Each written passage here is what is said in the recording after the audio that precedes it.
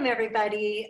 We're so happy you guys can join us tonight to talk about the day-to-day functioning and living with ALS. This is such an important part of the care portion of ALS. So thank you for being here. Tonight, our webinar is going to be a little bit different of a format. Each of our speakers are going to present for 20 minutes. So we're going to start with Deanna Britton, who will talk for 20, and then we have Katey, Burke, and Amy Swartz, who will talk for 20 minutes. And then everybody will be muted for that just to avoid any interruptions. And then we're going to unmute everybody. So we're going to open it up to Q&A. We want people to share tips, things that have worked with you. And hopefully everybody in this session is going to take away something that they learned for themselves and hopefully share information with others to help. Yeah, my name is Deanna Britton, assistant professor in the Department of Speech and Hearing Sciences at Portland State University. I also have a joint appointment at the Northwest Center for Voice and Swallowing at OHSU. And I would like to start by thanking the Everything ALS organization for the information to share this information related to the impact of non-invasive ventilation on speech and swallowing. I want to start by just acknowledging my collaborative research team, including Dr. Jenny Hoyt at the University of Arizona, and also Dr. Joshua Bendit, who's a pulmonologist at the University of Washington Medical Center. So first of all, there are, of course, many different types of neurodegenerative diseases that can lead to weakness of the breathing muscles. And this is also true for ALS. The diaphragm, shown here, hopefully you can see my pointer, is our primary muscle for inspiring or breathing in air. And when this muscle becomes weakened, there is typically a need for mechanical ventilation. The strength of the abdominal muscles, or your abs, are also needed for things like having an effective ability to cough and having the ability to yell or speak loudly. Mm-hmm. I imagine many of you have been through pulmonary function testing. There's a few measures to note here. The forced vital capacity measure indicates how much air you can breathe in maximally and then blow out fast with your maximum level of effort. And there's also a couple of measures that look at the strength of your breathing muscles. That's MIP and MEP. MIP, maximum inspiratory pressure, measures the strength of your diaphragm and other inspiratory muscles, and then MEP, maximum expiratory pressure, reflects the strength of your abs and other expiratory muscles.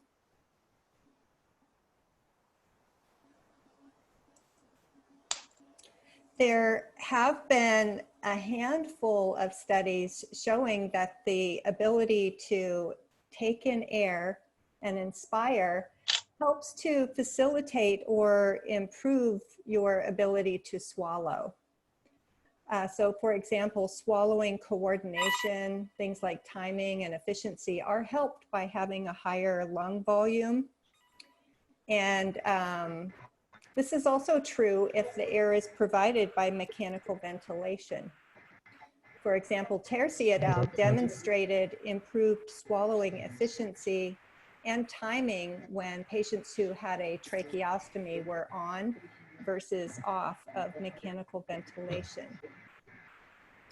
Higher lung volume also benefits breathing and swallowing coordination. I'm going to briefly orient you to more about breathing and swallowing coordination because both breathing and swallowing both go through our upper airway. We all naturally and unconsciously coordinate our breathing and swallowing. And in this graph, this is actually me swallowing.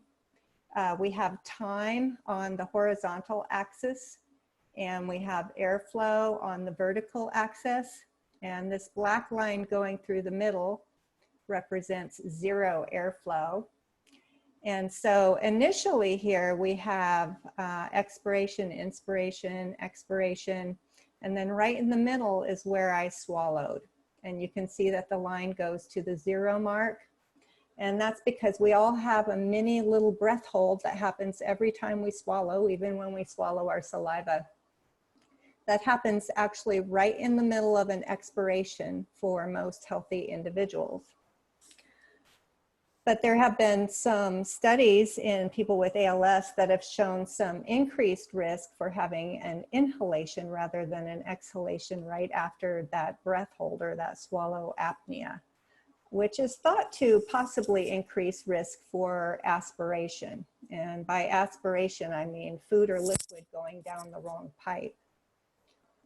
This is part of why bolstering respiratory support can be beneficial for airway protection during swallowing.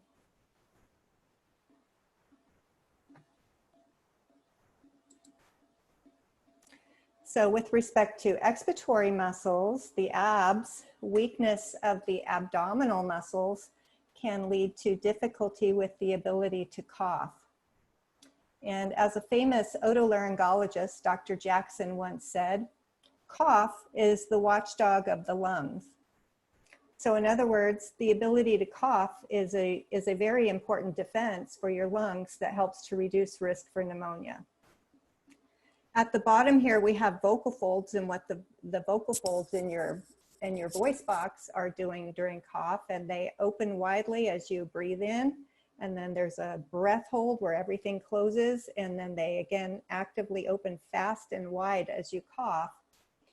And so the vocal folds also have to function properly to effectively cough. Some of my prior research has shown that when ALS affects the vocal folds, it can reduce how much they open and how fast they open during the expulsion phase of cough.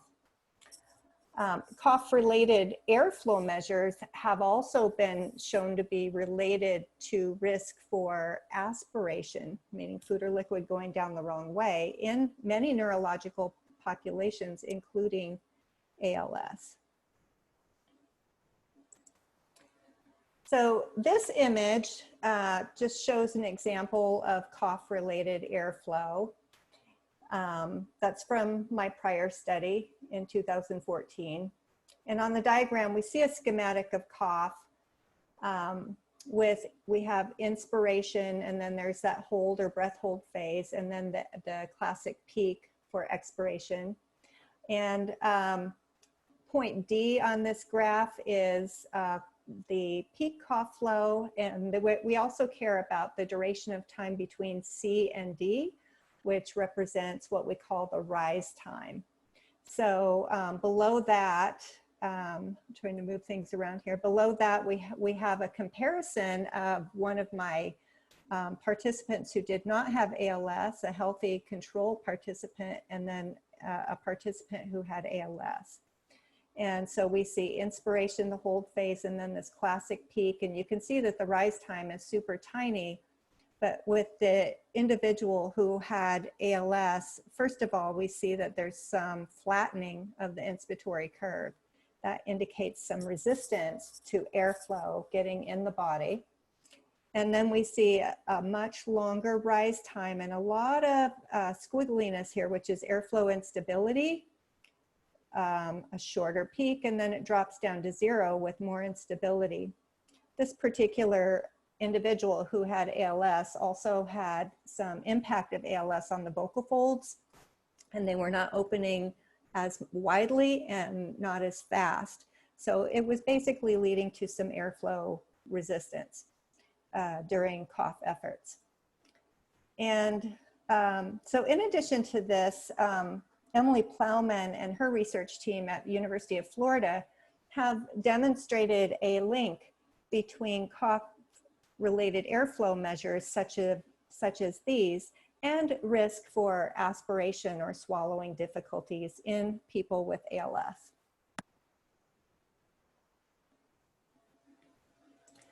I'm just going to give a brief shout out to some of the cough strategies that many of you may know about. There's of course the cough machine, and there's also the option of compensating for weakened abdominal muscles with use of manually assisted cough strategies.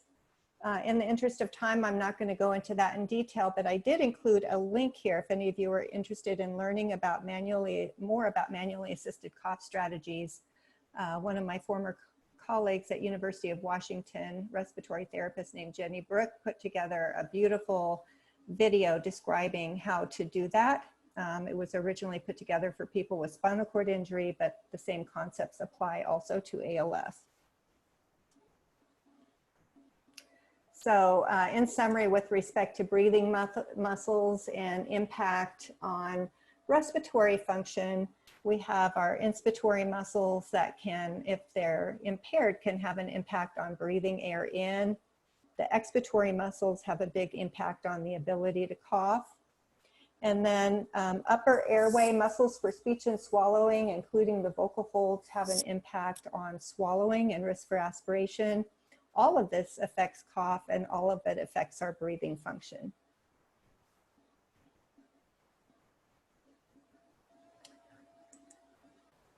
Now I'm going to move on to the topic that's the focus of my current research interests, which is how non-invasive ventilation and different forms of non-invasive ventilation can have an impact on speech and swallowing.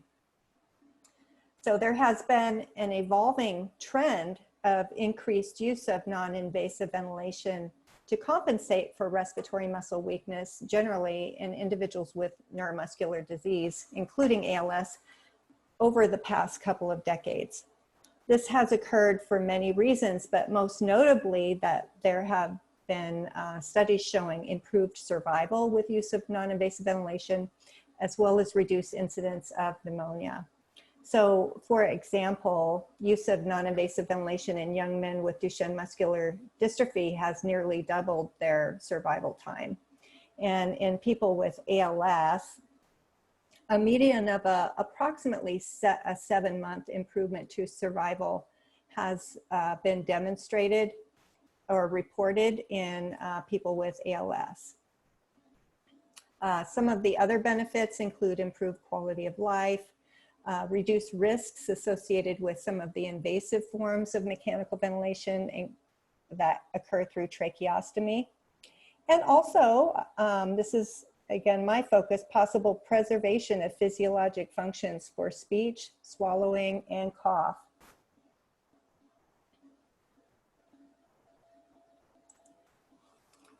So, more on the topic of non-invasive ventilation, which is providing breathing support when the respiratory muscles are weak. For people with ALS, non-invasive ventilation is typically recommended when your breathing numbers, your forced vital capacity, is at 50% or less of what would be predicted for you. And first, I want to point out that non-invasive ventilation refers to ventilation that is not routed through a tracheostomy or through a tube in your mouth. In other words, it's just non-invasive. And on this slide, I'm orienting you to a couple basic types of non-invasive ventilation. Many of you may have already experienced use of certain pressure-targeted forms of non-invasive ventilation, such as BiPAP, which is shown here on the second row of this table, or AVAPs, that's the average volume assured pressure support. Despite enormous benefits of BiPAP, however, our prior studies in people with muscular dystrophy have shown that the pressure support forms of non-invasive ventilation often interfere with speech. This is in part due to the need for a mask, in that it could cause muffled speech, abnormal nasal resonance, and also difficulty coordinating speech with the ventilator-delivered air. Because if it's pressure supported, as soon as you open your mouth to speak, the machine delivers a blast of air going in the opposite direction. Further, the need to wear a facial or nasal mask can be uncomfortable, and it can interfere with nonverbal forms of communication as well, including facial expression and using eye gaze access to computer-driven communication devices. And so for these reasons, sometimes users limit their use to times that they're sleeping or napping, and then they don't have enough air sometimes during the daytime or when they're speaking. So there's another form of non-invasive ventilation here called mouthpiece. I forgot to correct this acronym here. It should be NIV, but mouthpiece non-invasive ventilation. And this basically refers to using a freestanding mouthpiece from which the user can sip to trigger a set volume of air to be pushed into the lungs through the mouth, and then you can then speak on that air. Over the next few slides, I will briefly review my prior studies examining the benefit of mouthpiece non-invasive ventilation for speech and swallowing. So first of all, with swallowing, in 2019, we published this qualitative study where we interviewed 12 users of mouthpiece non-invasive ventilation, most of them with muscular dystrophy. And with mouthpiece non-invasive ventilation, most of the participants felt that it was easier to swallow.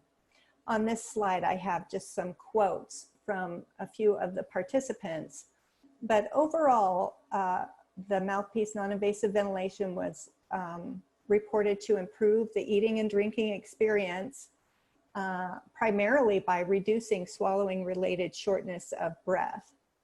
And participants also reported some improvements with cough effectiveness with the use of mouthpiece non-invasive ventilation. And then with respect to speech, we have another prior qualitative study where we interviewed men with Duchenne muscular dystrophy who used mouthpiece non-invasive ventilation. And the participants reported that speech was better with mouthpiece non-invasive ventilation than without it because they could say more on one breath, they could increase their loudness, and they could be more understandable and have better overall endurance. The caveat was that they also reported interference with the flow of speech, and this was mostly due to increased pause time that was needed for inspiration. And then our next study examined speech production in people with muscular dystrophy with and without mouthpiece non-invasive ventilation. And all of these participants used mouthpiece non-invasive ventilation during the day, and they used BiPAP at night. And just a little bit of that data. So for example, with the reading task, we observed that with mouthpiece non-invasive ventilation, participants had longer breath groups, more syllables per breath. You can see here that 2 of our participants were actually not able to phonate or speak at all without ventilator supplied air.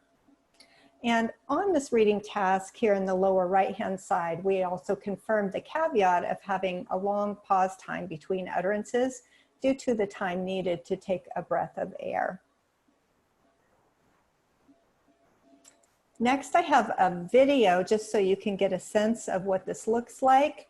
And on the first video, this is one of our participants taking a breath of air, but then blowing it out and working to speak without ventilator air. And you can notice that there are shorter breath groups. You also notice that because his diaphragm is weakened, he's using his neck to breathe without the ventilator air, neck muscles.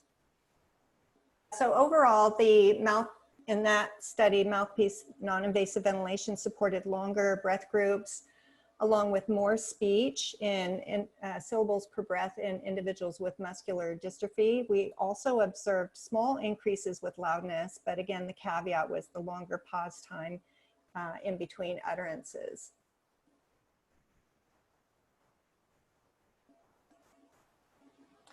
So mouthpiece non-invasive ventilation is an option for many people with ALS who have limb onset or mild and moderate bulbar involvement. When I say bulbar involvement, I mean the muscles for speech and swallowing.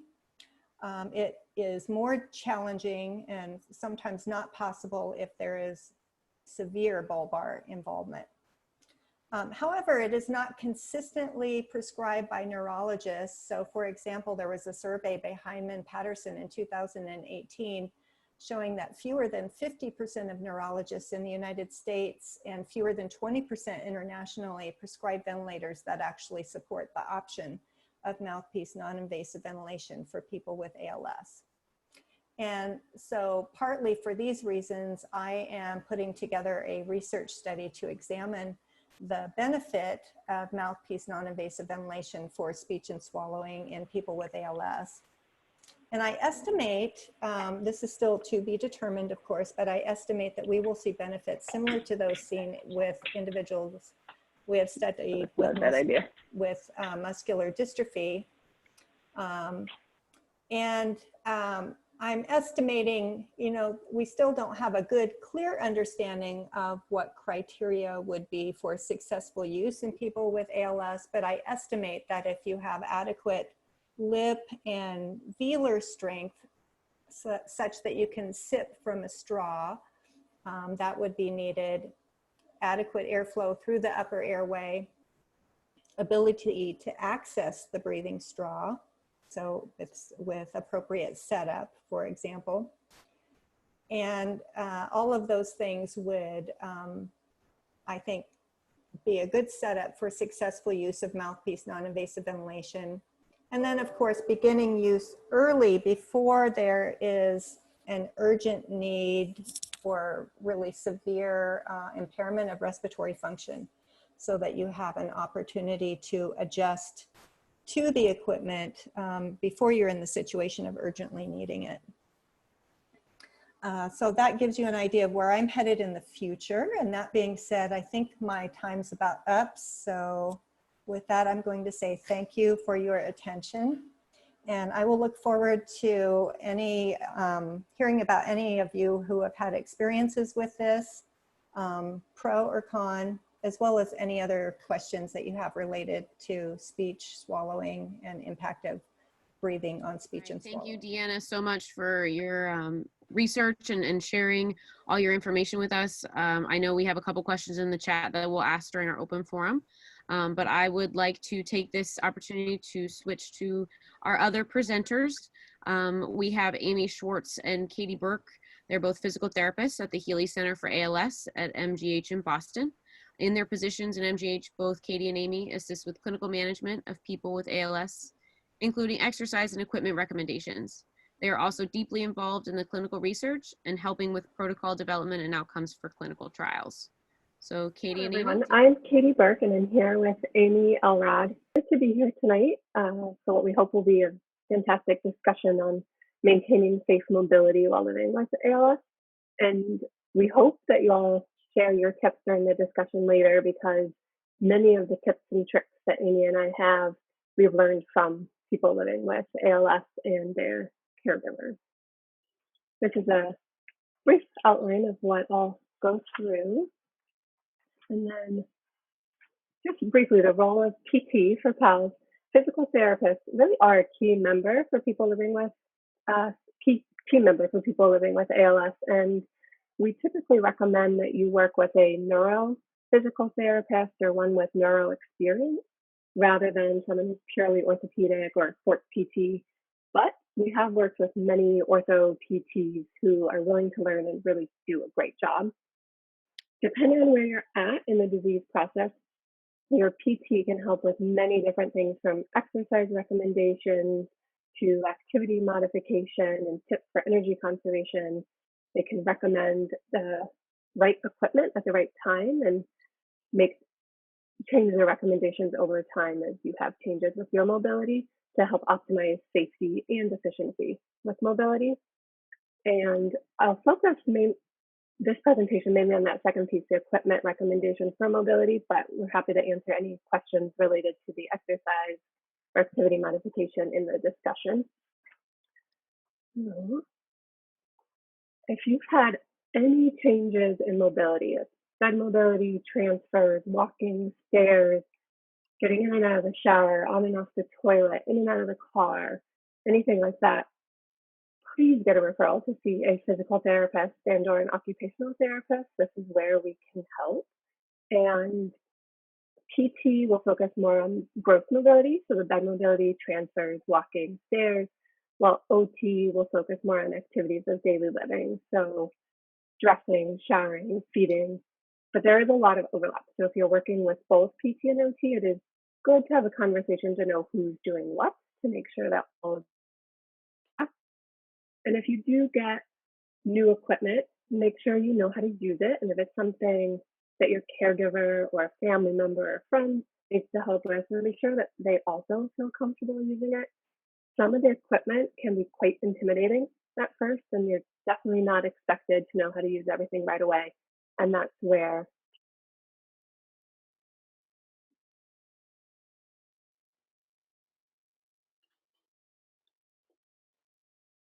and positioning help identify the right equipment to use.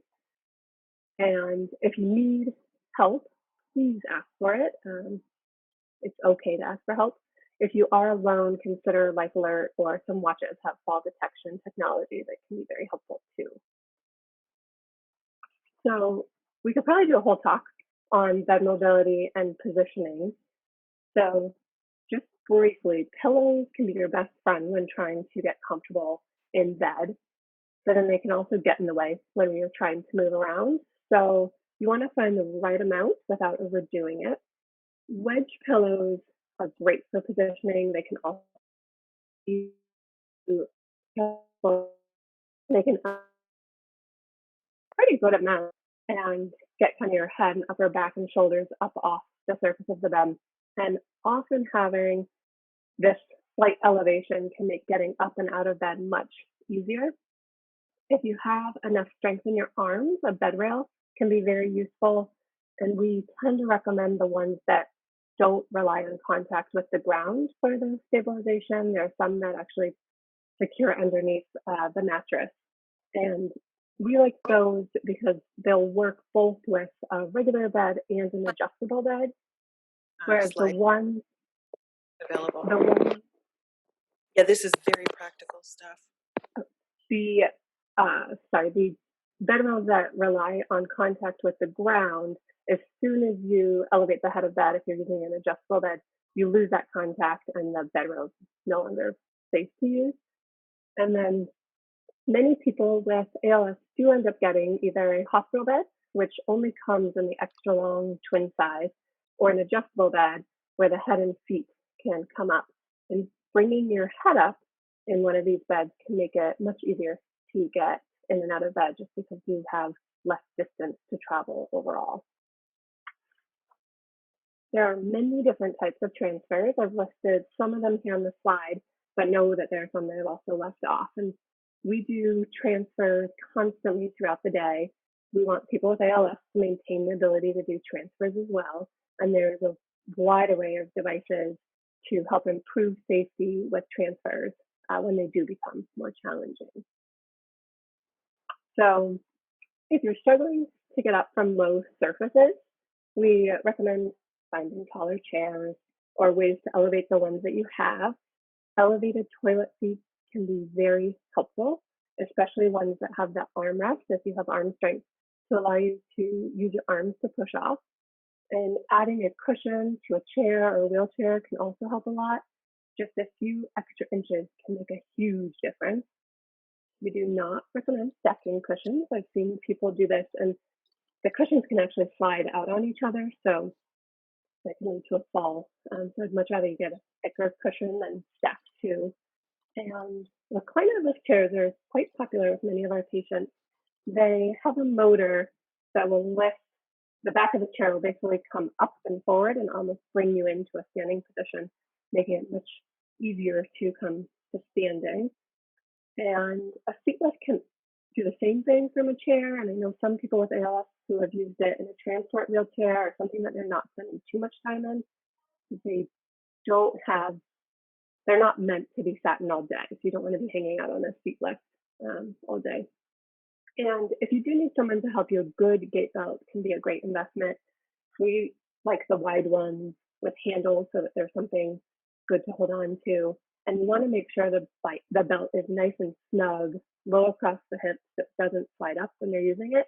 If it is loose, it is going to slide up. It's going to end up in your armpits and really do no good at all. So it is key when you're using a gait belt to make sure it is pretty tight.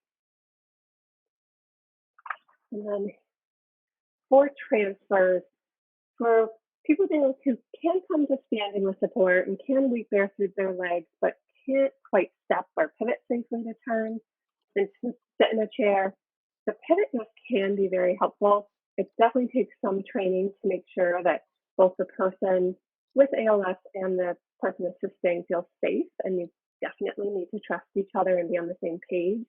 I highly recommend practicing with PT or OT if you get a pivot disc. It does take some practice. And I have a video of this that I'll show in just a second. The slide boards and BZ boards, they also take some practice, and they basically create a surface between two surfaces so that you don't need to stand. So these are better for people who have more leg weakness and still have pretty good strength in their trunk and some strength in their arms. And it will allow them to use this little board basically to move from one chair to the other. And I'll pull up the videos now.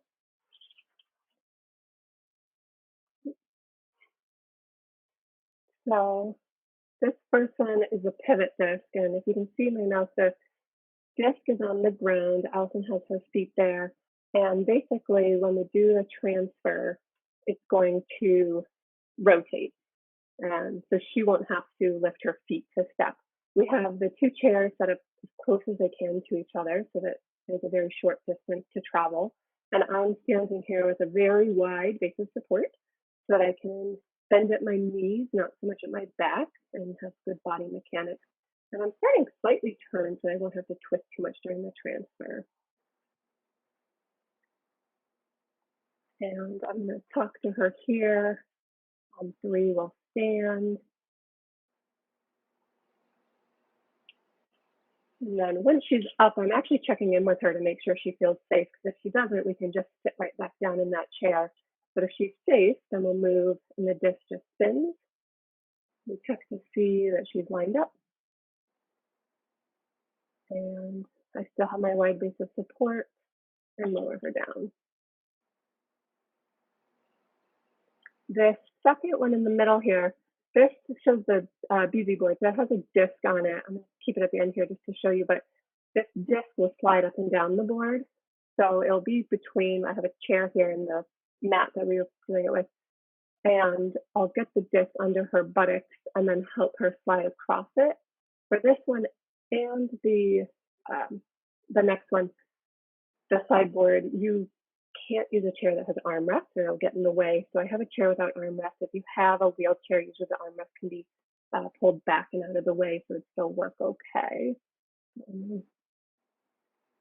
So this, I get her up on the desk and help her slide over. And depending on what she's able to do and where she needs support, you might be helping move her legs along. Often people need a little bit of assistance at their trunk, but the disc slides quite nicely side to side, and then you can pull it out. And that's different from the slide board where she's really going to have to bump along. And the slide board, you don't want to slide across it. The friction could create some skin breakdown. Although I have seen some people use a pillowcase, but it takes a little bit of practice. And again, I recommend practicing with PT or OT so that you don't have a fall. I'm helping her at her trunk here. I could be helping at her legs, but she's just going to bump along the board until she's on the mat. And then I do step away so you can actually see her going back without me blocking the whole view. There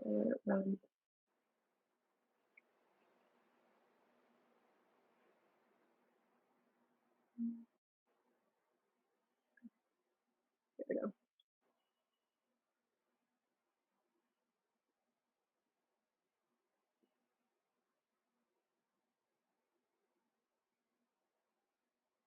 And that's the gait belt on. I didn't point that out in the other videos, but I did have her wearing a gait belt for all 3 so that I could hold on to that when I was assisting her. So those are 3 low-tech options that can really make a big difference in transfers. The other 2 devices that are used commonly with transfers are the sit-to-stand machine and Hoyer lift, and they're both quite large. Sit-to-stand machine can help you come to standing, and you can remain in the standing position. in the machine while someone else maneuvers it. It's not something you can maneuver on your own when you're in it, but it'll give you a little more support. You do need to be able to wait there to use this device. It will block your knees so that they don't buckle easily, but you still can go down in it if you can't maintain standing position with some support. It's often not covered by insurance, and it really doesn't wheel well in some carpets. The Hoyer lift is a machine that some of you may be using now, or maybe have used in clinic or seen, and it's where we put a sling underneath you and really lift you up into the air to transfer you. So you don't need to be able to stand for this, and there are many different slings that can be used with it. And again, it doesn't roll very well on some carpets. So for both of these, just like with the discs and the sideboards and the beadboards, you really want the two surfaces to be as close as possible, so you don't have to travel as far. Because of their size, a lot of people have trouble fitting these in their bathrooms, and unfortunately, that's where a lot of people need help with transfers. And if you really are relying on the sit-to-stand machine or the Hoyer lift, and they don't fit into your bathroom, then unfortunately, we have to come up with other solutions. So that may mean getting lifted onto a rolling shower chair and then being wheeled into the shower, or in some cases, just using a bedside commode and rather than the toilet, because then you can transfer safely on it outside of the bathroom. And here I just summarized a few tips for transfers. So you definitely want to minimize the distance that you need to travel if transferring isn't easy and you're using some of this equipment, with the two surfaces as close to each other as possible. A gait belt, again, can be very useful if someone is helping you, but only if it is nice and snug. Again, if it's loose, it's really not going to do anything and could actually be more dangerous if you're expecting it to be helpful. And you should find a good way to communicate with each other, either in words, head nods, blinks, something that you know, so that you know you're both ready to move. So if the person helping can that's usually helpful. And then checking in before you move. So when I was helping Allison with the pivot disc, even when we came to standing, I asked her if she was okay, because if she wasn't, we would just sit back down, reset, and do it again. And that happens often, and it's okay. You definitely want to make sure that you're both ready to move at the same time. If you move at different times, you will both be working harder than you need to be working, and there's higher risk of getting injured. Body mechanics are key. I know some caregivers who've gotten back braces to help protect themselves, but you also want to make sure that you have a wide base of support, that you bend at your knees, not at your back, stay close to each other, minimize twisting, and really practice with PT and OT first. It is absolutely okay to ask for a referral for PT and OT to teach you how to use the equipment. And as long as they're okay with it, take videos of how they're doing it with you, or how they're training your caregiver to do the transfer, so that you can reference those videos later. All right. If you're still ambulatory but need a little assistance to help with balance, a cane can be really helpful. I know many people with ALS who really don't like canes because they look medical, or they want a device for each hand and don't like the feel of two canes. So many people have found walking or hiking sticks to be very helpful. If you need more support, there are a number of different types of walkers that can be helpful, and your PT can help recommend the best one for you. Stairs are hard. They require leg strength, balance, good breath, and can be quite dangerous if you do lose your balance and fall. So you want to make them as safe as possible. If you're struggling with stairs, try to minimize how often you need to do them throughout the day. Move slowly, without distraction, without carrying anything. Go one step at a time. Use the railing if you can. And if you want to hold down with both hands and you don't have two rails close enough to grab them, you can consider turning sideways, or some people just prefer to go sideways in general, where they can have two hands on the rail, almost leaning into it a little bit, and then stepping up and down sideways. For that, you definitely want to make sure the rail is very sturdy. And you can have someone providing some assistance from behind if you're going up, and in front of you if you're coming down, but in most situations, they really won't be able to safely lift you up and down the stairs. So if they're doing more than just spotting you, you really should consider a stair lift, a ramp if there's room, an elevator, or moving to a single floor if you can. And it applies also if you're getting fatigued. If your balance is fine, but stairs are really wearing you out, you're getting short of breath, these are ways to help conserve energy. Right. And I want to finish off with a brief talk about falls. Falls happen. We do what we can to avoid them, use all the appropriate devices, take our time, but lose our focus, and your leg doesn't quite move as you intended it to, and you go down. If you happen to have a gait belt on and someone next to you, they may be able to help lower you to the ground so that you don't hit as hard as you would have otherwise. If you do fall, don't rush to get up. That's our instinct. We want to get up, we look around, make sure no one was watching, but let yourself sit, take a breath, assess yourself for any injuries, make sure you're okay first. If you do have any injuries, or if you hit your head, even if you think you're fine, if you hit your head, you should really call 911 and let them assess you to make sure you're okay to be moving around. If you do feel safe getting up, take your time, let yourself sit to recover once you're up.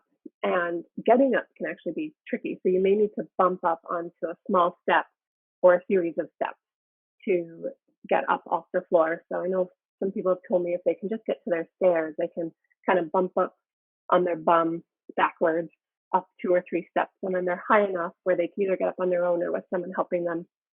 Other people have used little step stools or little 2-inch steps, then they get onto a 4-inch step and they can get up, keep adding until they're high enough that they can get up.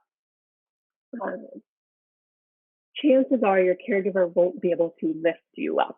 So if you can't get up, if you're not able to do the bumping, it's okay to call for help. You can call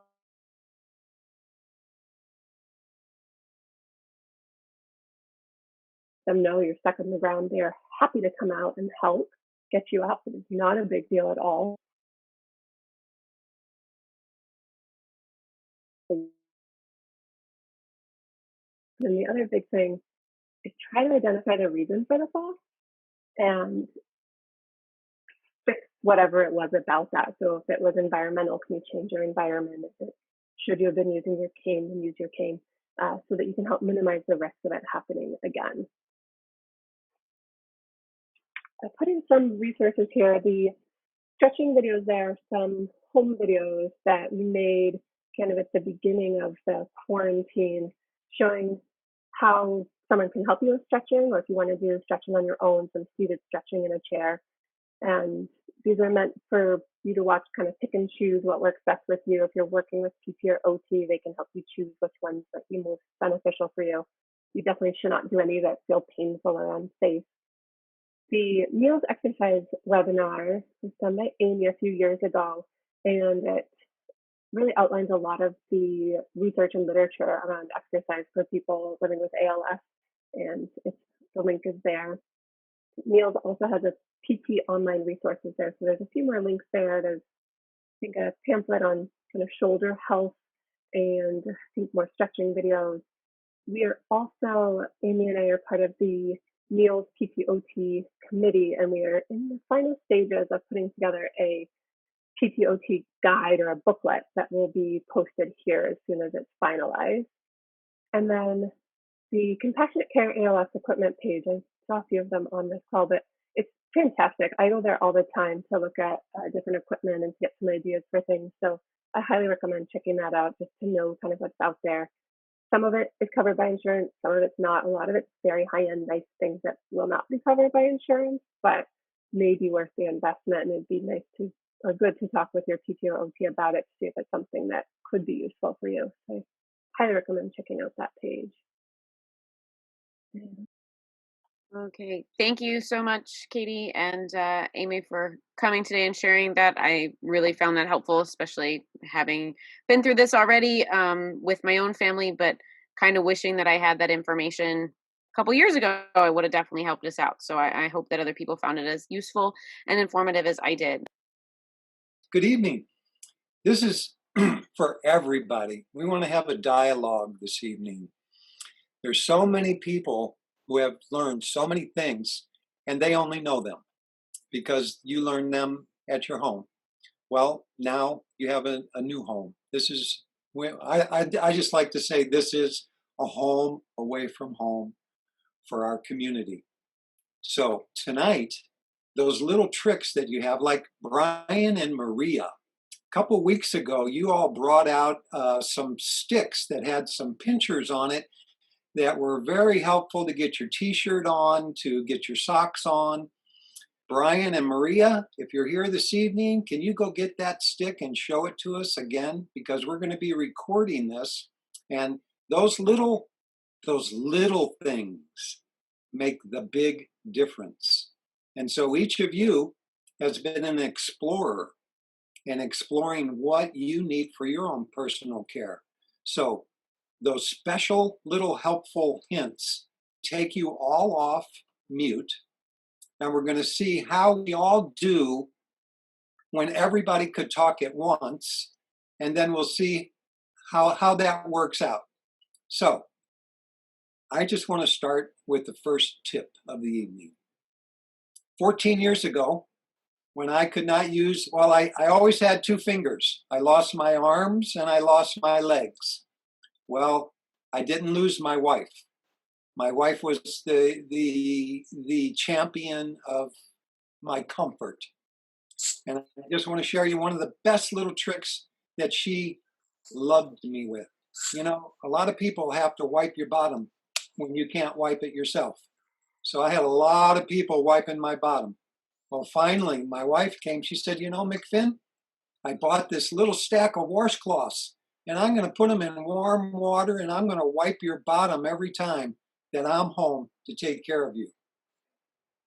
People, if you want to know about love, there it is. So, what kind of tricks? Come on, folks. What kind of tricks out there are making your life really doable? Well, McFinn, I went and grabbed this thing for you. Thank you, Brian. So here's a stick. It's about this long. On this end, it just has a hook that you can grab things with, pull up, socks, what have you. This one I haven't found a good use for. The other end has this to it, and you can hook that on the back of the little loop on your shoes and pull them up with one hand. Mm-hmm. And then we also have this thing, and this is for buttons. You put it through the buttonhole and then hook the button on and pull it through. And then this end is for the zipper. You hook that onto the zipper, and it's much easier to grab with your whole hand. Wow. So those are kind of neat. And the other thing is this. It's a exhalation breathing. It's called an EMST 150, and it's adjustable here on the end for how hard it is to breathe out. And it's a little breathing exercise thing you can find on Amazon. Now, Deanna, you might be able to help us with that thing that Brian just showed us. One of the questions in the chat was about working on strengthening your diaphragm and your breathing, and if there's a difference between using one of those devices that he shared and being able to gain some strength. So can you kind of tell us what that, if you understand, and what that device does, and kind of how that may help build some strength for our lungs and our muscles? Yes, absolutely. The EMST 150, that's an expiratory muscle strength trainer. And that's been a device that's been used across patients of many different neurological diagnoses to strengthen, primarily to strengthen the abdominal muscles, which help with the effectiveness of cough, but also to strengthen these muscles right under your chin that are important for laryngeal elevation, because of all of us are larynx has to move up and down as we swallow. There's a research group out of University of Florida, Gainesville, that's the Emily Plowman lab, that has been extremely proactive in examining exercises for the muscles of speech and swallowing. Prior to her larger studies, just a couple studies looked at intensive exercises for speech, and they all showed, instead of a benefit, they all had showed a worsening of weakness. And I think, you know, with respect to exercise generally, I'll be interested to hear from Katey on this also.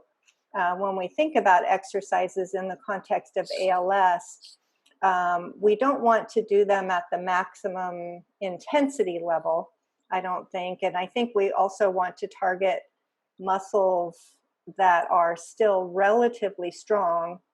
There's my interpretation of the research thus far is there's a fine balance point where if you exercise muscles that are already extremely weak, it doesn't necessarily help. It can cause more weakness. But if you exercise the muscles that still have some strength to them, there can be a benefit in terms of maintaining those muscles for a longer period of time. And so I've spoken with Emily Plowman, who did these studies, and she set the intensity level at about 50% of the maximum pressure that a person could generate. And most of the people that tolerated the exercise in her study were people that had limb onset ALS, and or if they had involvement of the muscles for speech and swallowing, it was more mild or mild moderate.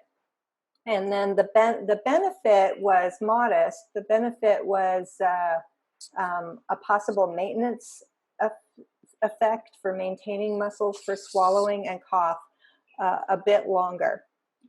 It's not a cure. It doesn't cure ALS, unfortunately, but it can have a small maintenance effect. Is there any benefit to knowing your forced vital capacity in the late stages of ALS when you are on hospice care?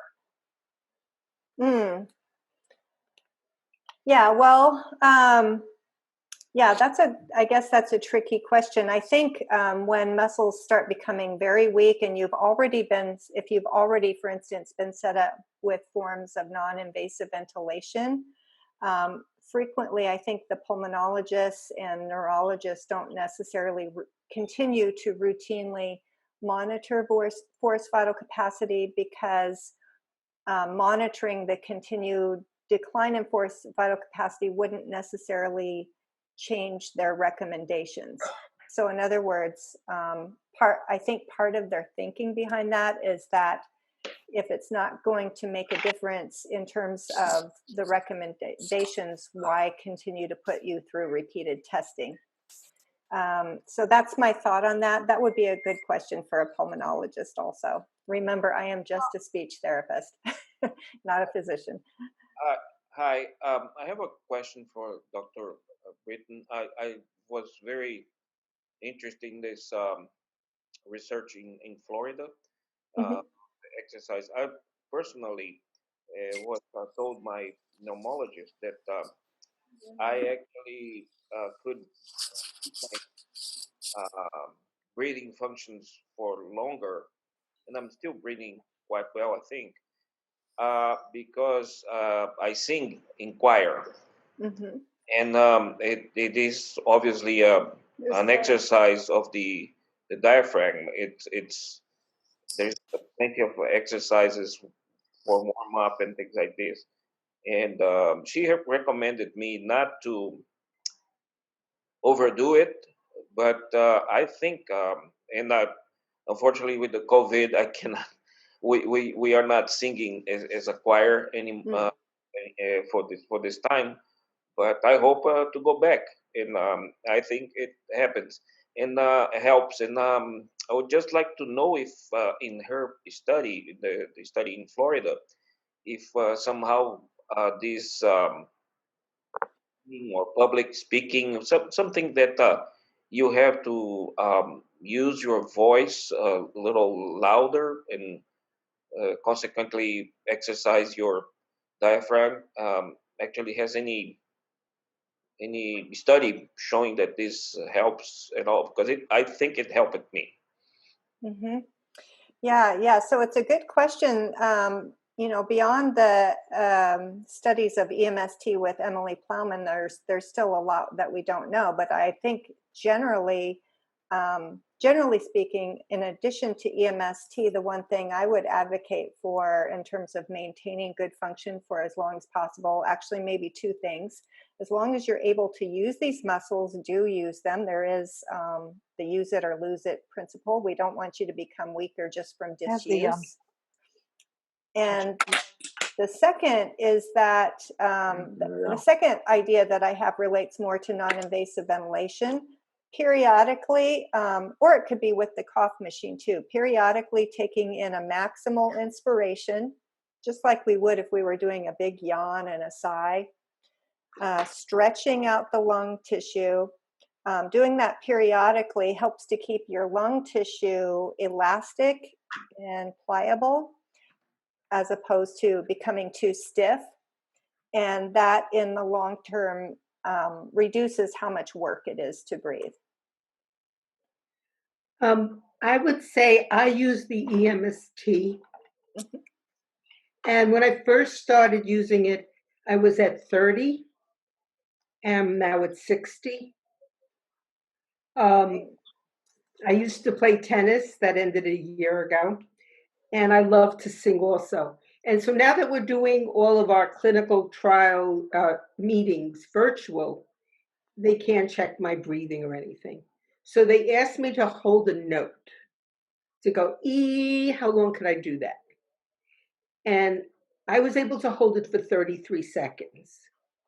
So my nurse said I'm now on the top of the leaderboard, whatever that means, for holding it. But one of the things I do is yoga, and a lot of yoga breathing. And I went and got one of these pulse oximeters. You know, when you go there, they always put your finger in and check your oxygen level. And I saw that it was maybe a little lower than it should be. And so my oxygen guy said that I should be checking it and making sure that I'm over 94, because I was dropping down to like 90.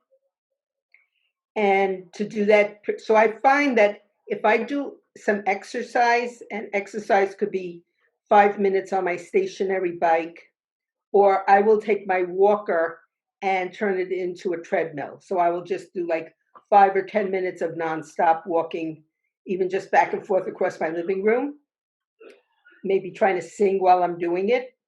My oxygen will go up. And the other one is doing breathing where you put your hand on your abdomen, on your stomach. You inhale so that you feel your stomach expanding, and then you slowly through your mouth, you breathe in through your nose, and then you slowly breathe out through your mouth and watch your stomach go all the way in. And I find that my oxygen goes up after doing just 5 of those. So all of that exercise between exercising myself, yoga, breathing, singing, and the EMST, I think is good exercise. Thank you. I will also point out that the EMST device is calibrated to maximum expiratory pressure. So you can get an estimate of what your actual maximum expiratory pressure is from the EMST device itself. How do I do that? Pardon me? Oh, how would I do that? You can blow through it and see what, it's a threshold device. So if you keep turning up the resistance. Right, that's how I moved from 30 up to 60. Yeah, so, and if you were to turn it up higher, there would become a point where you would not be able to get anything through it. That's what that's the 60. So that would be your maximum. And then usually we would suggest doing your repetitions at, say, in the context of ALS, 50% of your maximum. It could probably be a bit higher for PLS, but thinking about moderate intensity for ALS. If I could jump in, this is Jen Chapin. I was actually a member of Dr. Plowman's team at the University of Florida. Good. Hi, Deanna, how are you? So I was involved with these clinical trials that we did down there. One of the things I just want to bring up as a caution is that we did have some criteria in terms of who could be included in our studies. And so for the studies that we had, one of the criteria was that people needed to have a forced vital capacity of higher than 70% of what would be predicted for their age and their size. And so one of the things that we were cautious about doing was above all else, do no harm. We didn't want any kind of exercise to cause any harm. And I do think as forced vital capacity starts dropping below that level, at some point, EMST or any exercise is going to be non-beneficial. And at some point, as it further progresses, it's going to potentially be harmful. So I think, for those of you who are interested in this, I think it's really important to talk to your neurologist, your pulmonologist, and a speech language pathologist about doing this program and having it monitored to make sure that you're on the right track and not the wrong track. Because we definitely don't want you to be in that area where your muscles are not able to recover from that exercise and therefore gain or maintain strength. And in ALS, certainly maintaining strength is absolutely a goal.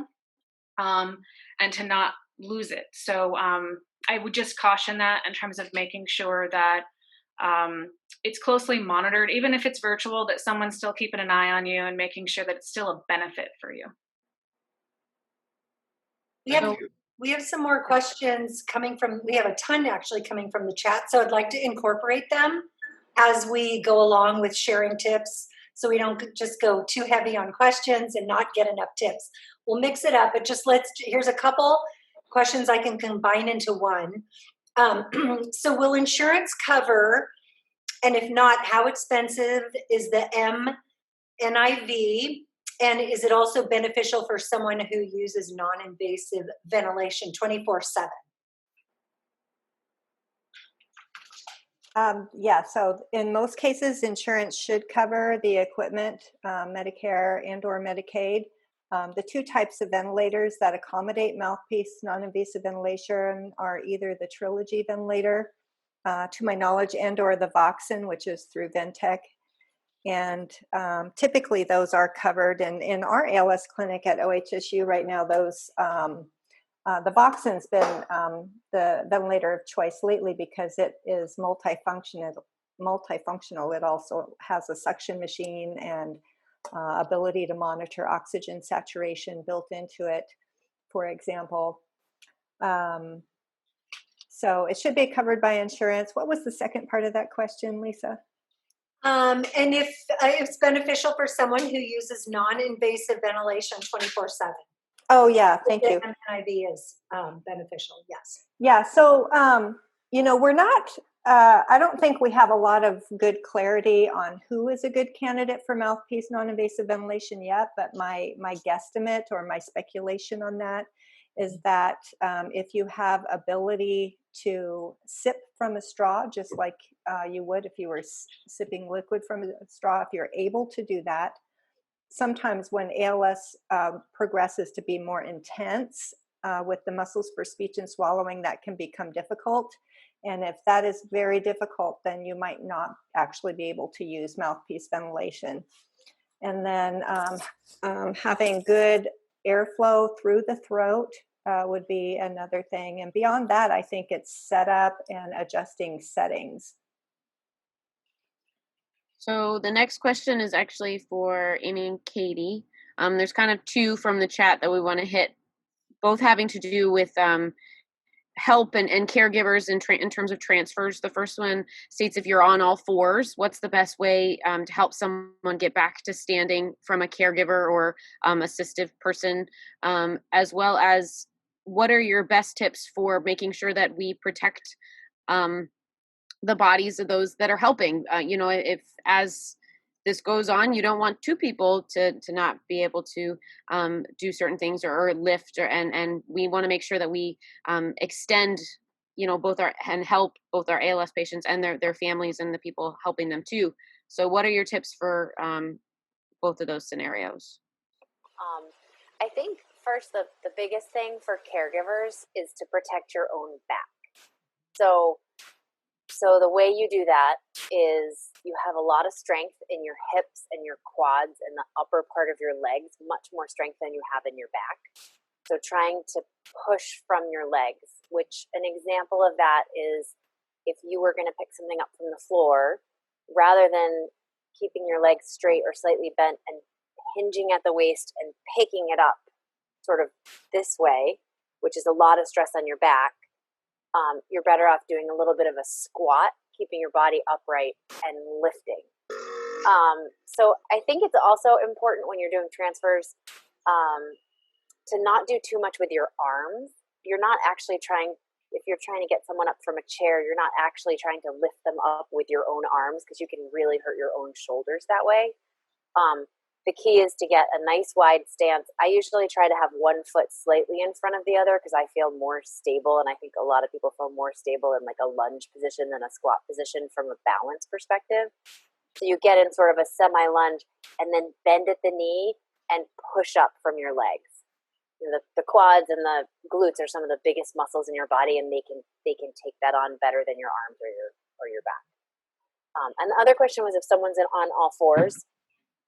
I think, and Katey, feel free to jump in here, I think it depends on the amount and pattern of weakness to a certain extent.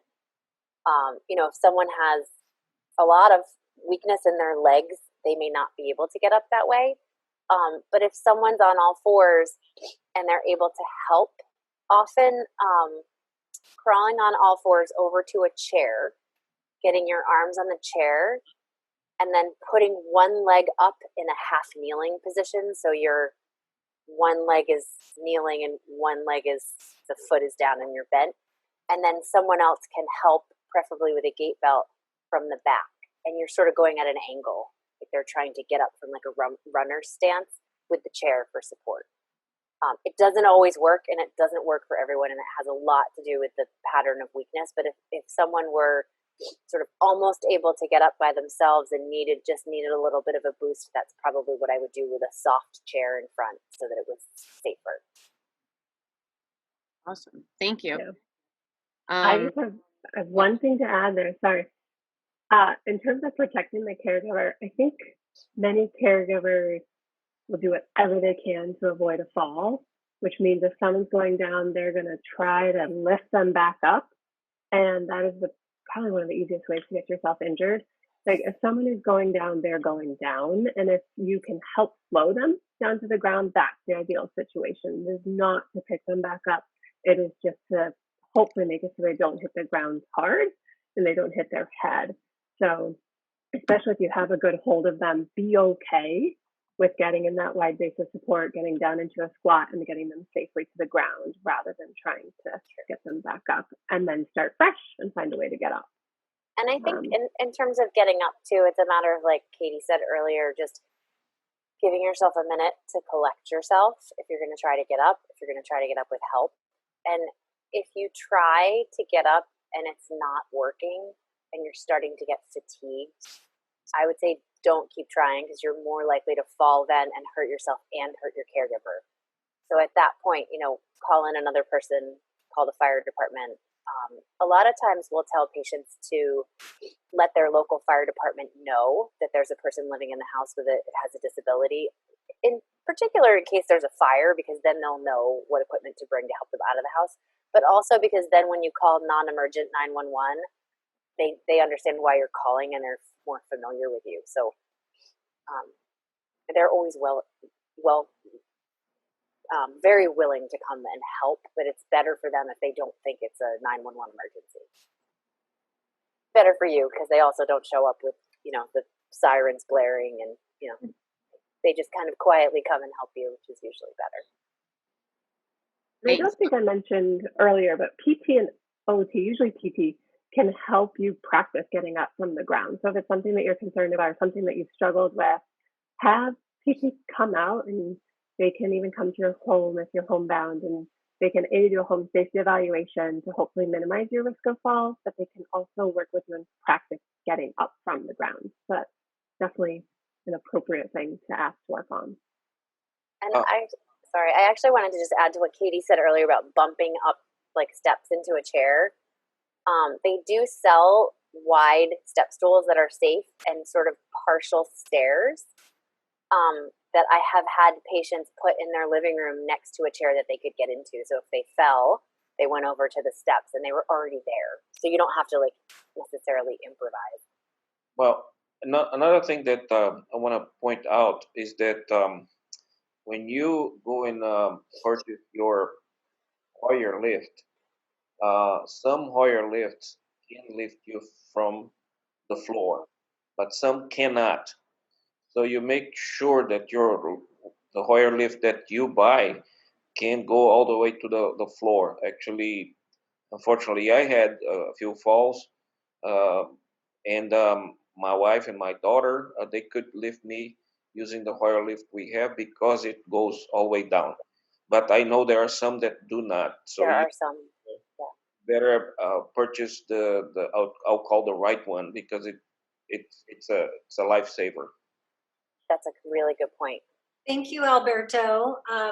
Why don't we try for another question, and then if everybody, maybe we can hear from some other patients, or caregivers on things that are helpful. So one of the questions is, I have severe bulbar damage. My vocal cords sometimes clamp up on Trilogy and even on CPAP. Is there a way around that, or is a tracheotomy in my near future? Or tracheostomy in my near future? And keep in mind, I am not a pulmonologist, so that would be a great question for your pulmonologist as well, and or respiratory therapist. But one thing that we seem to observe with respect to the vocal folds clamping up, and even the risk for what we call laryngospasm with ALS, is that slow movements are less likely to trigger that than fast movements. And with respect to airflow through the Trilogy, I would suggest trying to work with the respiratory therapist to see if the ventilator settings can be adjusted so that the inspiratory time is a bit slower, and see if that helps.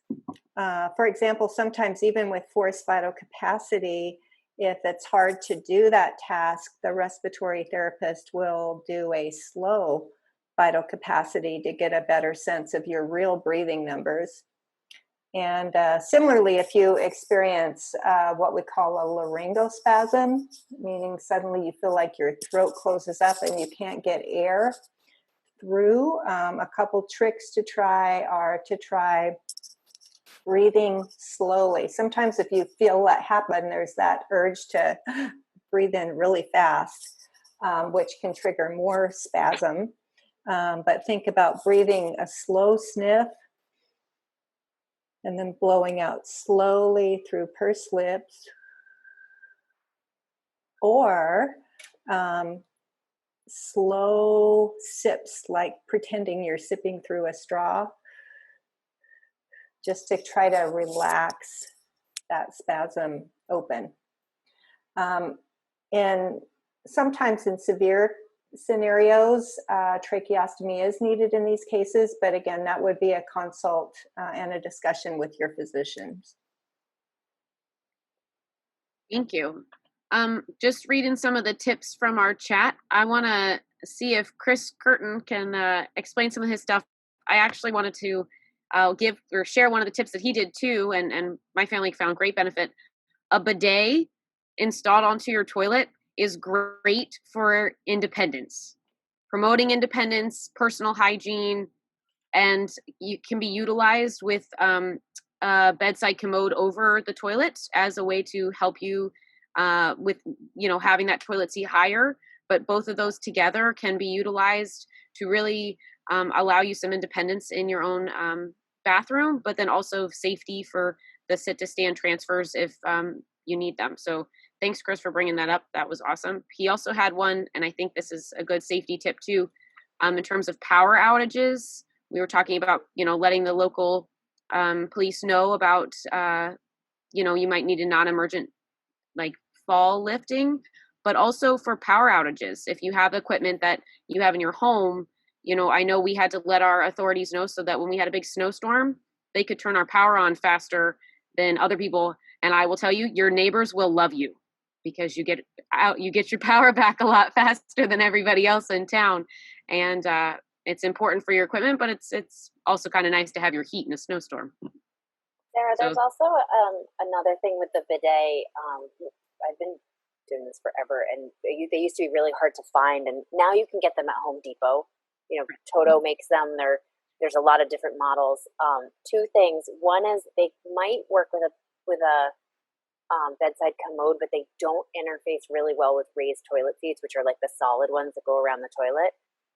But if you have the plumber come in and install the plumbing for the bidet, there's something called a toilevator, which funny name, but it actually increases the height of the toilet from the base of the pedestal by 3 inches. So it works to lift the toilet up without having to have the raised toilet seat. So for some people that for some reason it doesn't interface well, another option is to lift the toilet up right from the pedestal. Yeah. And they connect direct to your straight toilet. You don't have to get a new toilet either, which is one thing we thought, and it works directly with the toilet you have already. So thanks, Chris, for bringing that up. Anybody else have questions or tips that they want to share? We all know you've done lots of learning, like McFinn said, so help other people out. This is important, and this is a great opportunity to take a piece of information home. Yeah, let's not be bashful. This is not a place to be bashful. This is a place to expose your most inner feelings and experiences. Adam, Who's next? I agree. Adam had sent a question saying, I may have missed this, but what is the one key to regain your voice and speech? Oh, David, you're on now. Yeah, I don't have anything magical for regaining voice and speech. Unfortunately, there's no cure at this point for motor neuron disease. I think, in reflecting back, what we were discussing more is to, in the context of exercise, working to slow down progression as much as possible and to maintain function for as long as possible. I did participate with our conversation, or with the webinar a few webinars ago, I think, on the topic of reversals. And I'm super interested in that research, and provided we get something curative, then I think our exercise-focused interventions will really take off. So I'm hopeful for that. Can you type in what are ways to slow down the progression of losing speech? Sorry, say that again.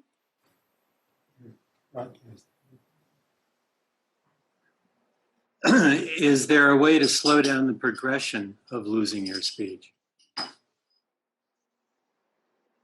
Yeah, I will tell you my speculation on that. Not definitively proven, but I was really interested to find, with the non-invasive ventilation research, that it helps to prolong survival, actually beyond what is offered by medications thus far.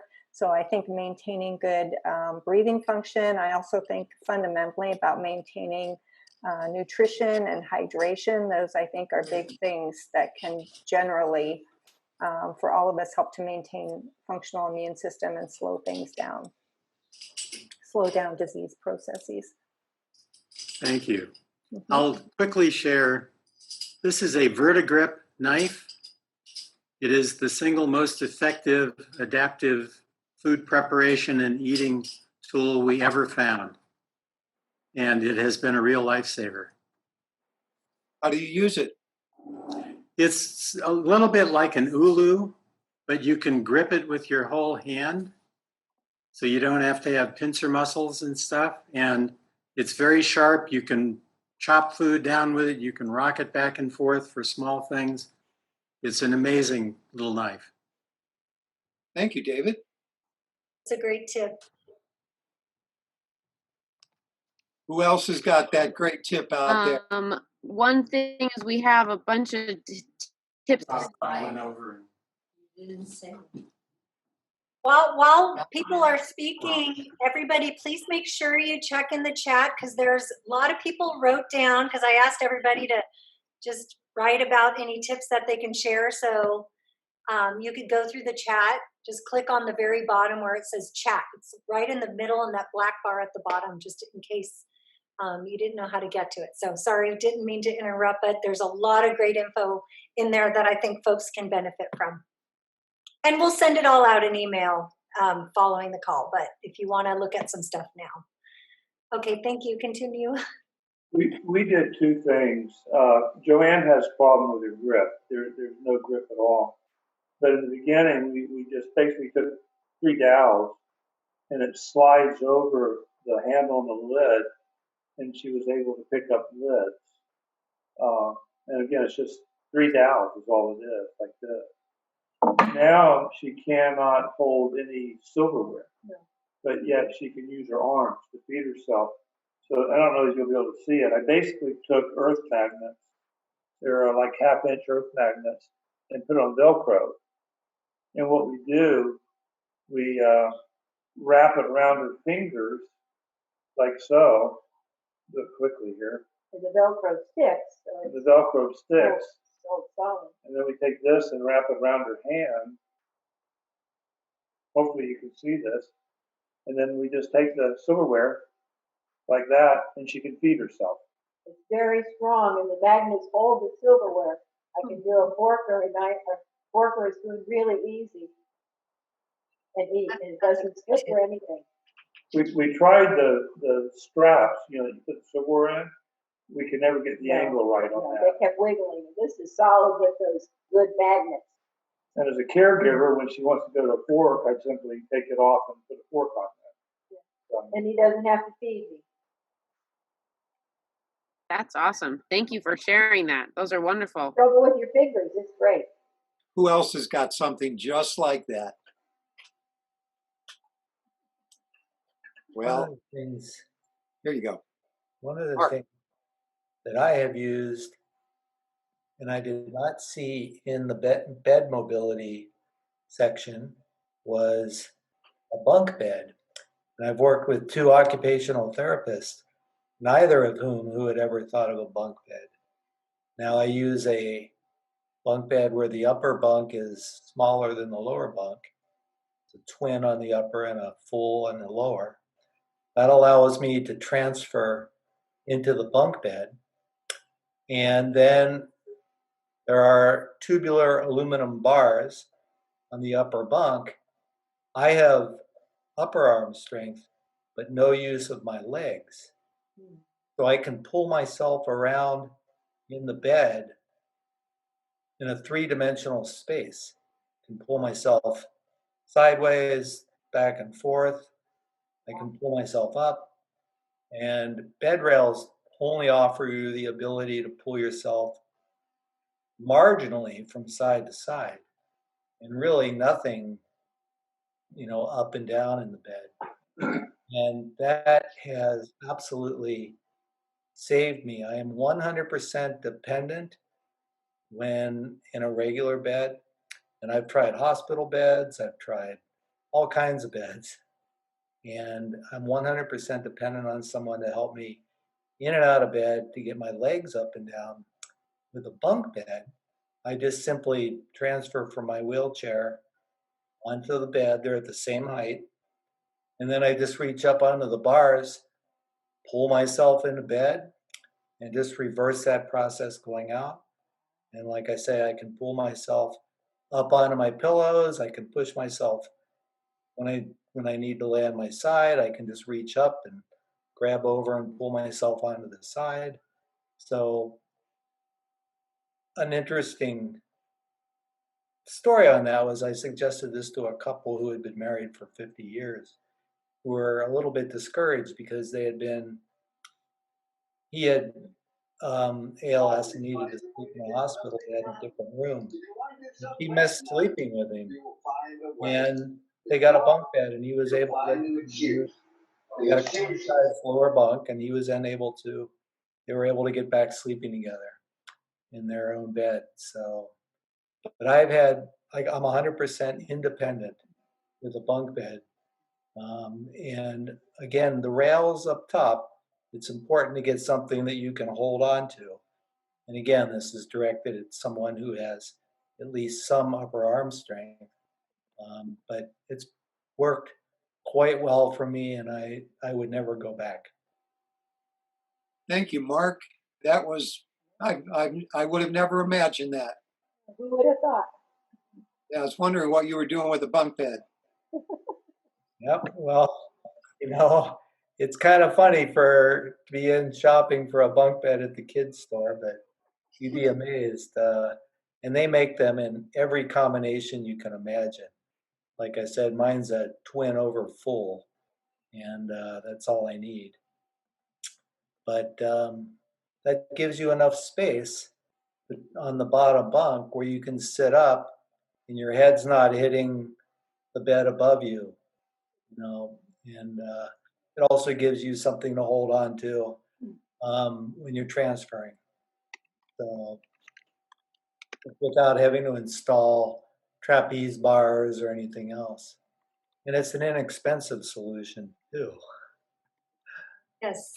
Thank you, Mark, for sharing that. I'm so glad that you found something that works for you.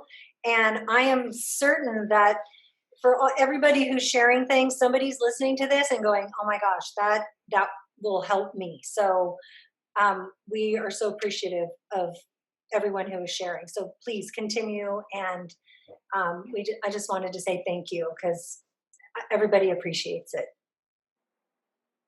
Okay, now who's going to top the bunk bed? We have a good tip. Okay, bring it on. So this, can you see us? Is the lighting good? Okay. This is how Jessie drinks water. So she can just bite this little tip and it squirts out through pressurized air. So it's one of those, I'm gonna undo the air.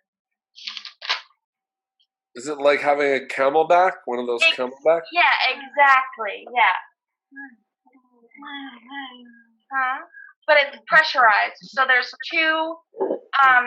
There's one adapter that has water, one tube that has water, and then one tube has air. So then you just pump up the air, and then it pressurizes this. So when she bites down on it, it just goes right in, and it's very helpful. Yeah, it's not coming out. And you don't feel like you have any sort of choking or aspiration with the water coming in at all? Once in a while. Okay. But so this is it. So this one has pumps the air in. Yeah. And then this one has the water. Okay. And it's attached to this like metal rod that's bendy. I don't know how to explain it, but Do you guys, where did you get that? Do you know the company or the manufacturer? yeah. So the bag is a Hydra Pack. Oh.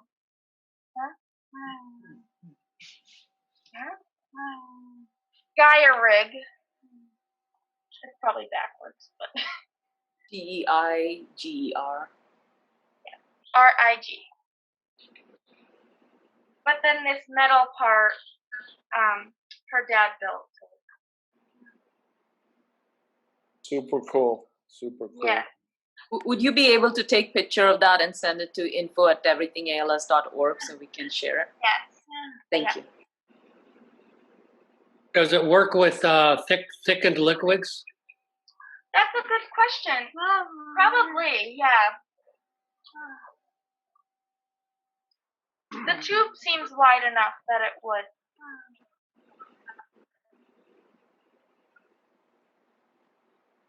So is that your main source of hydration, or do you have a feeding tube?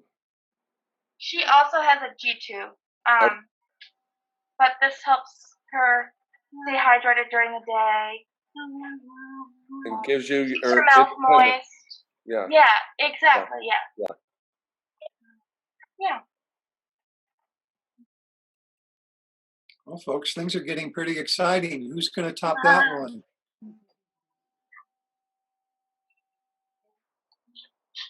Thank you.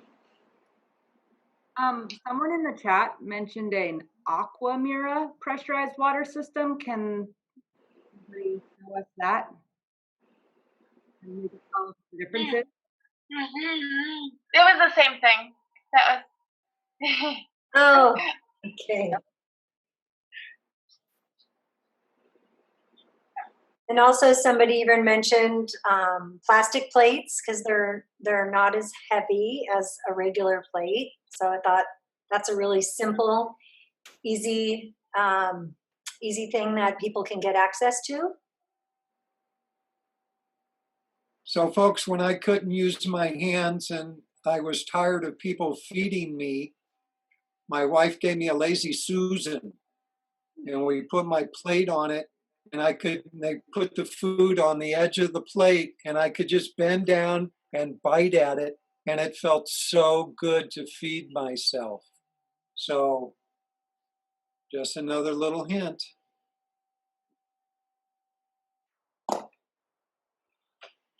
All right, we have precious time here this evening. Who's being shy? Let's see you break out tonight. I have a suggestion. Okay, I'm going to find you. My name is Deanna Britton. My husband has bulbar ALS. Right now, mainly his speech is affected, where it's garbled, but he has no trouble swallowing. He said maybe water he'll cough on. And he gets some excess secretions, not excessive, and sometimes some, extra mucus. So taking Mucinex daily and cannabis oil, it's a tincture oil where you put it under the tongue. And he uses the 8-to-1, so it's 8 cannabis to 1 CBD, like 8, what is it, THC, with the cannabis thing, is it TCB or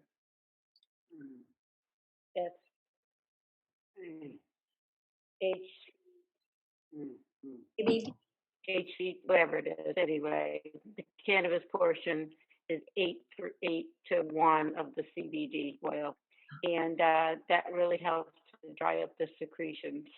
Now, like I said, his are excessive. I don't know how much it would help people who have excess secretions, but you do have to apply for a medical marijuana card and go to a dispensary, and you always need cash. They don't accept credit cards, maybe a check, but they don't accept credit cards. But he has found that to be very helpful. And he doesn't get a high from it. Like he might take a dropper full a day, and it works for him. Thank you, Diane. I lost voice from everyone. We hear you. Thank you. I can hear you now. Okay, beautiful. Is anybody else using cannabis? I know I did. I am. Oh, good. I am using it. I'm the caregiver, but it's the only way I can get through the day. Just CBD oil. Good for you. Yeah. My fiance has ALS, and he's using cannabis to clear his breathing. He takes a few puffs, it forces him to cough, and it's working better than the cough assist. That's right. Very good point. That's amazing what you cough up. It's definitely worth trying. Everybody's different. That's right. Somebody mentioned Mucinex, taking Mucinex to reduce secretions. So I thought that was a good tip. That's a good tip, but if you're going to do it, you should do it daily. You shouldn't just do it as needed. You should do it every single day. Good to know. Barbara, do you have anything? Because your hand is raised, so I just want to make sure that we address them. Barbara Smith.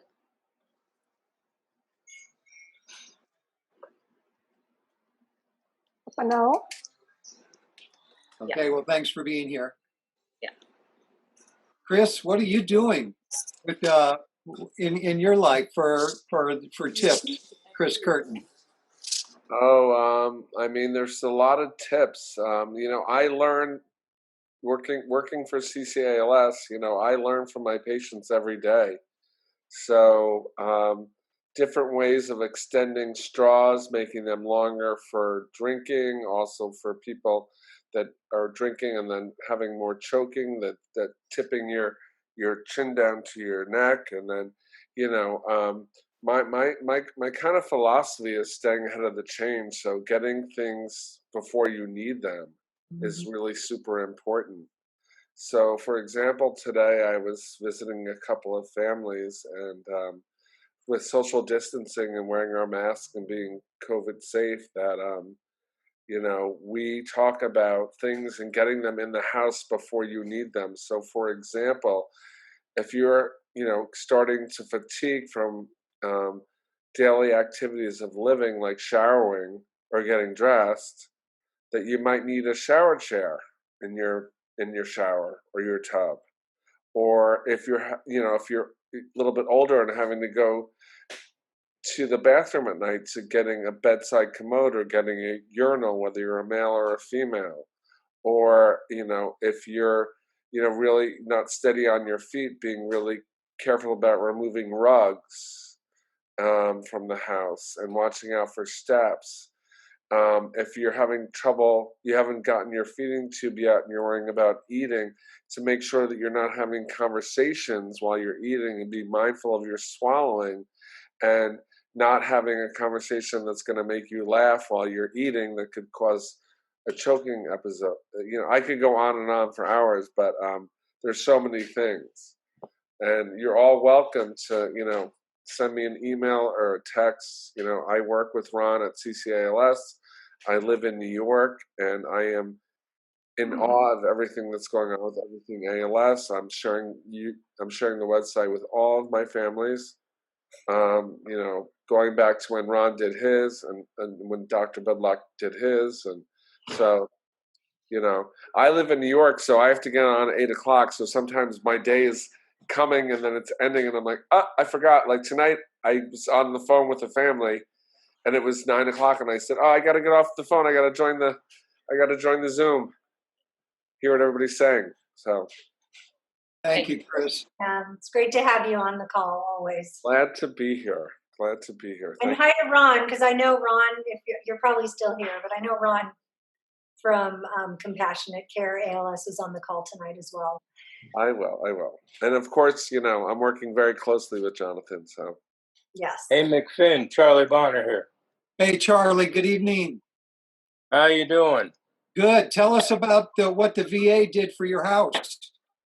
Oh, the VA put about $70,000 in, put a rampway for my wheelchair out to my garage, put a lift in, put a chair lift up the stairs, took my little bathroom on the main floor, turned it into a walk-in, roll-in shower, and put one of those Toto bidet in. But one thing I'd like to contribute, I've lost use of my hands and arms, both of them, so can't take my pants down or up when I go to the bathroom. So my daughter Bridget, who's here with me, she comes in from Reno. What she bought me was a kilt, because at night I'd have to get either my sons or a caretaker or someone up to pull my pants down at 3:00 in the morning and then pull them up when I was done. So she got me a kilt, and I can walk, and the kilt, of course, is open in the back. So I've been using that now for the last 4 months, and I don't have to wake anybody up, and it gives me a whole lot of, convenience and the capability on my own to do something. So that's all I got. Good to see you folks. Charlie, you're amazing. Thank you so much, buddy. Say, did everybody hear that? Remember, veterans, check into the Veterans Administration. Mm-hmm. Amy from Salt Lake posted in our chat too. She said that some sometimes round door handles can be tricky, but easier to change. Also, if they were metal, it might work with the Velcro that Dawn and Joanne were discussing earlier, and you could combine those two devices to get some independence for opening doors and opening cabinets. That was my biggest problem. I couldn't open a door. People tied a rope onto my wheelchair, so if an emergency and I got stuck in my house, that I could put the loop on my wheelchair somehow and go backwards and the door would open. I wasn't left alone a lot, but enough that you never know what's going to happen. Here's a really simple one. Dental clips work if you want to just attach a cloth napkin for when you're eating rather than a bib. So that's a good little tip, easy to get access to. Right. And Deanna also shared a tip that I want to share with everyone. If it's difficult to brush your teeth for oral care, you can get a toothbrush that attaches to suction. Sage toothbrushes for suction. So that was from Deanna. Mm-hmm. Yeah, I'll chime in on that. There's been lots of research literature showing that doing routine and good oral care helps to reduce your risk for pneumonia because it gets rid of bacteria in your mouth that often leads to bacterial pneumonias. And if it's difficult to swish and spit and brush your teeth, there are toothbrushes that cost the same amount as a regular toothbrush. You can get them on Amazon, Sage toothbrush that can attach to suction. And then you can position yourself to minimize aspiration, use suction with the toothbrush. And then you can use the swab with suction to help rinsing if you're not able to swish and spit.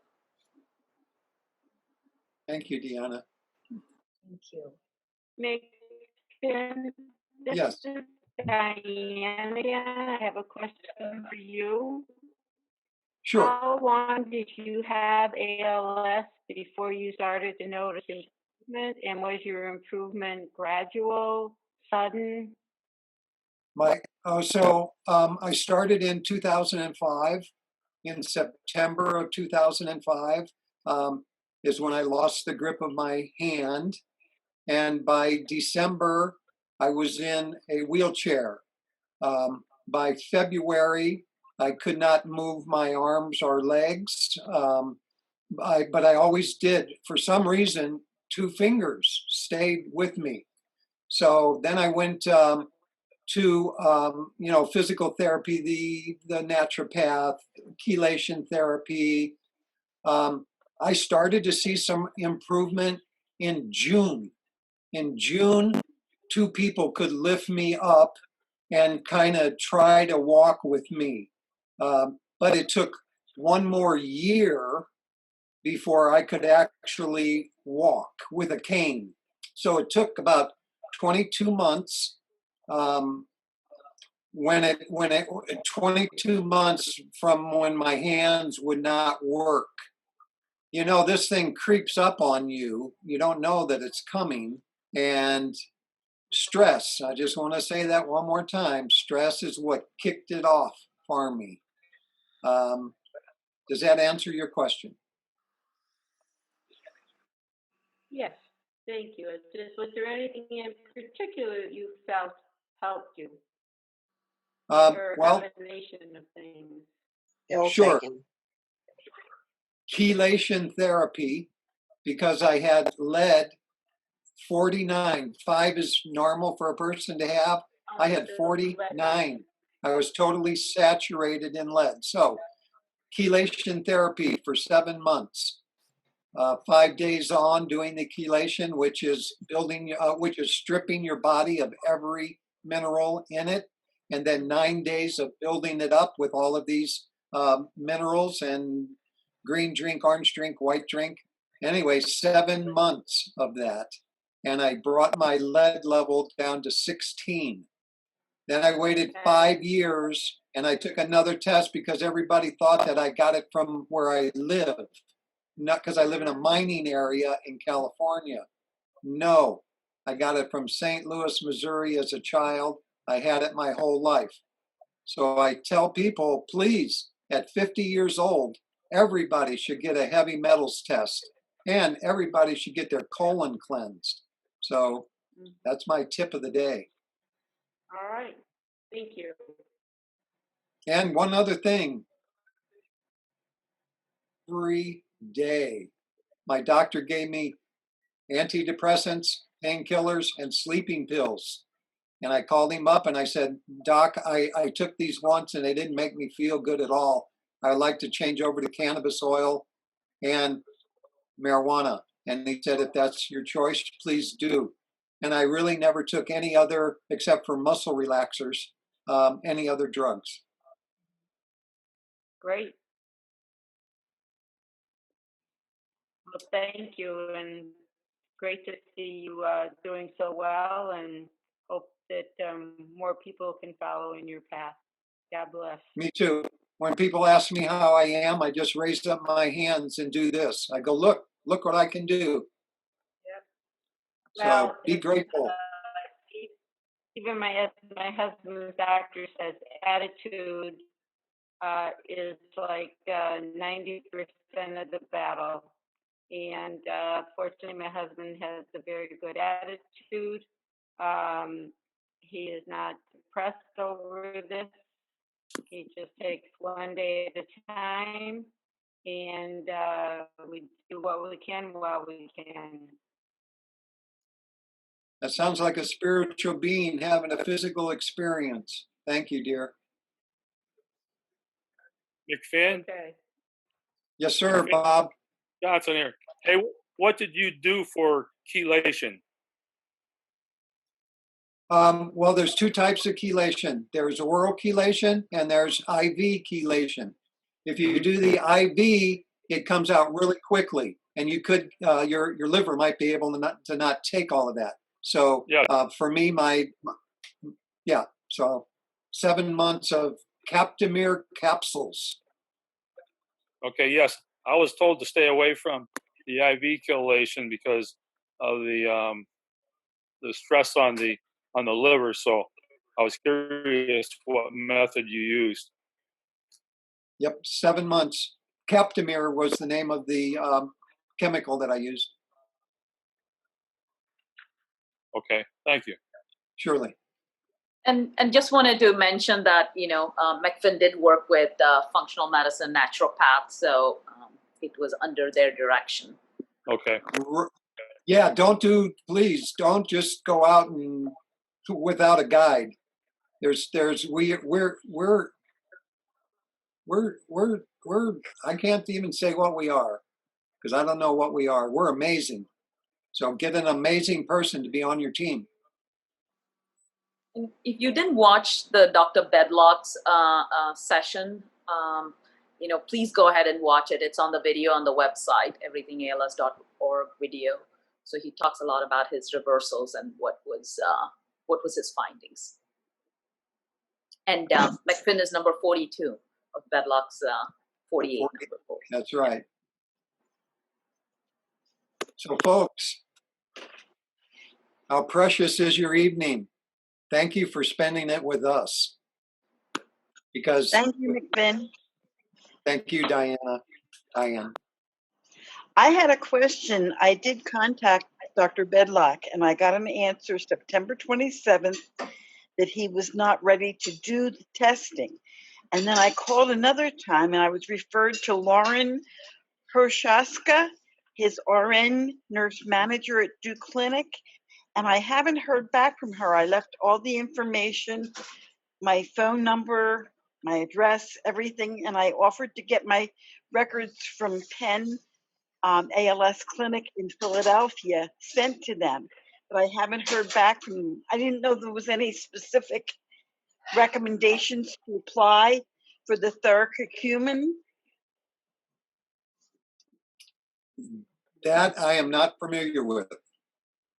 Okay, that's what he talked about in the supplement. It's a supplement that he recommended.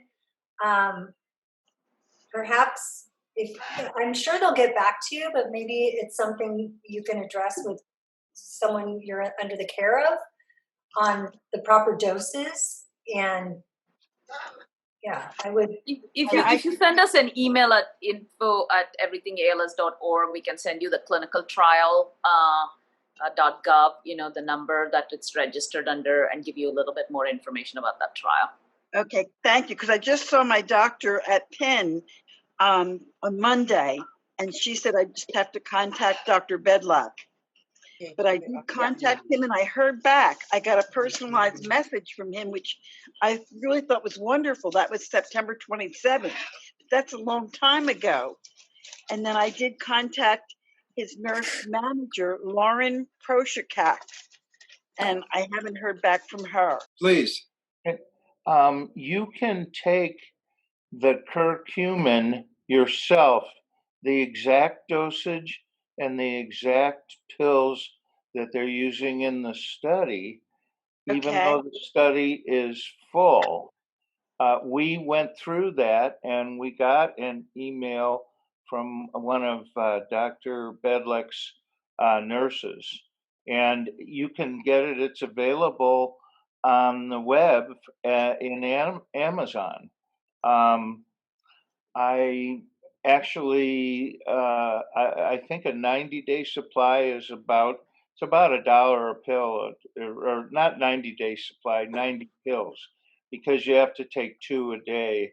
So that's a 45-day supply, but it is available. So the only difference between that and being in the study is that they won't have you, you won't have to provide samples of your stool and the other tests that they have you do. But you would certainly know if you were getting better. Plus, because it's available widely on the web as a supplement that other people take, it's the risk is very small. Thank you. I appreciate it because I'm on Radicava and Ritrazole. And I didn't know whether that would affect either of those medications. No, it does not. If you go out on Dr. Bedlock's website, and somebody, I just don't have it in front of me, his website, it's under, as soon as you get to that website, it's called the, I think, ROAR, R-O-A-R. R-O-A-R. Yeah, and it's got links to the study documentation, and there's also links to the exact dosage and the bills. Someone just posted the link in the chat to his study, so you can get it there. Thank you. Thank you very much. What was the dosage again? Is it 90 milligrams? No, 90, there's 90 pills. It's from Integrative Therapeutics, and it's called Theracumin HP. I'm looking at the bottle. I don't know if you're seeing. Everyone leaves, I want to say thank you to Amy and Katey and Deanna. You guys have, really opened up a lot of information for all of us to know about breathing and transfers and mobility. So I appreciate you being here with us.